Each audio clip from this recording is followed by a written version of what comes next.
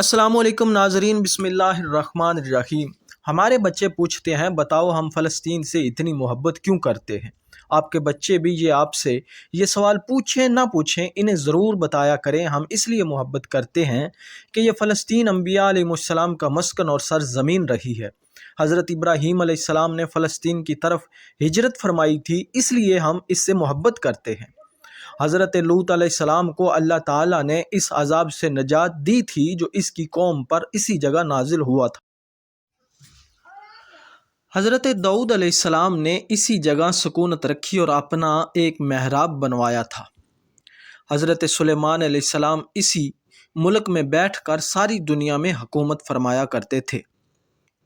چونٹیوں کا وہ مشہور قصہ جس میں ایک چونٹی اپنی باقی سب ساتھیوں سے کہا کہ اے چونٹیوں اپنے بلوں میں گھس جاؤ، یہیں اس ملک میں واقع اسکلان شہر کی وادی میں پیش آیا، جس کا بعد میں نام وادی نمل چونٹیوں کی وادی رکھ دیا گیا تھا۔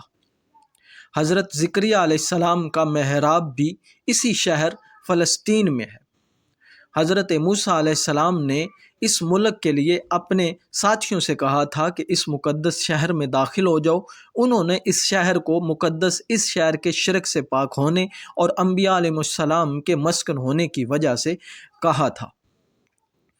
اس شہر میں کئی معجزات وقوع پذیر ہوئے، جن میں ایک کنواری بیوی حضرت مریم کے بطن سے حضرت عیسیٰ علیہ السلام کی ولادت مبارکہ بھی ہے۔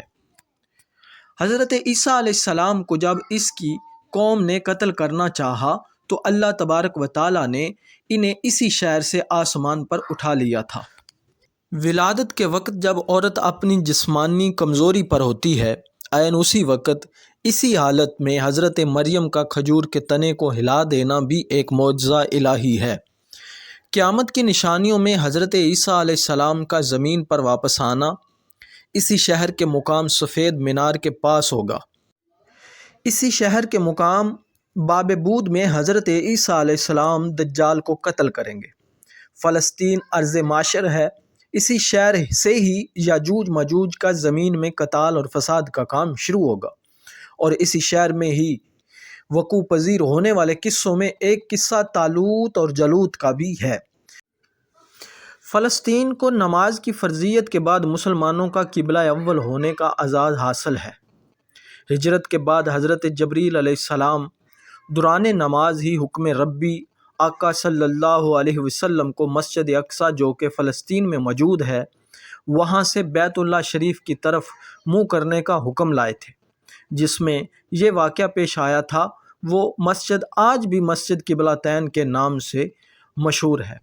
حضور نبی اکرم صلی اللہ علیہ وسلم معراج کی رات آسمان پر جانے سے پہلے مکہ مکرمہ سے یہاں بیت المقدس یعنی فلسطین لائے گئے۔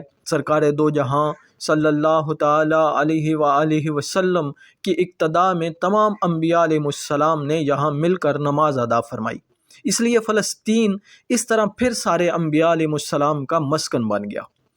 حضرت سیدنا ابو ذر رضی اللہ تعالیٰ عنہ کہتے ہیں کہ میں نے رسول اللہ صلی اللہ علیہ وآلہ وسلم سے عرض کیا کہ زمین پر سب سے پہلی مسجد کون سی بنائی گئی؟ تو آپ صلی اللہ تعالیٰ علیہ وسلم نے فرمایا کہ مسجد الحرام یعنی خانہ کعبہ۔ تو وہ بتاتے ہیں کہ میں نے عرض کیا اس کے بعد کون سی مسجد بنائی گئی؟ تو آپ صلی اللہ علیہ وآلہ وسلم نے فرمایا مسجد اقصیٰ یعنی بیت المقدس۔ پھر عرض کیا گیا کہ ان دونوں کے درمیان کتنا فاصلہ ہے؟ آپ صلی اللہ علیہ وسلم نے فرمایا 40 برس کا۔ تو جہاں بھی نماز کا وقت پا لے تو وہی نماز ادا کر لے، وہی مسجد ہے۔ وصال رسول صلی اللہ علیہ وسلم کے بعد حضرت ابوبکر صدیق رضی اللہ تعالیٰ عنہ کو فتنوں اور دیگر کئی مشکلات سے نمٹنے کے لیے عسکری اور افرادی قوت کی اشد ضرورت ہونے کے باوجود بھی ارض شام فلسطین کی طرف آپ صلی اللہ علیہ وسلم کا تیار کردہ لشکر بھیجنا بھی ایک ناقابل فراموش حقیقت ہے۔ اسلام کے سنہرے دور عمریہ میں دنیا بھر کی فتوحات کو چھوڑ کر فلسطین کی فتح کے لیے خود حضرت عمر رضی اللہ تعالیٰ عنہ کا چل کر جانا اور یہاں پر نماز ادا کرنا اس شہر کی عظمت کو اجاگر کرتا ہے۔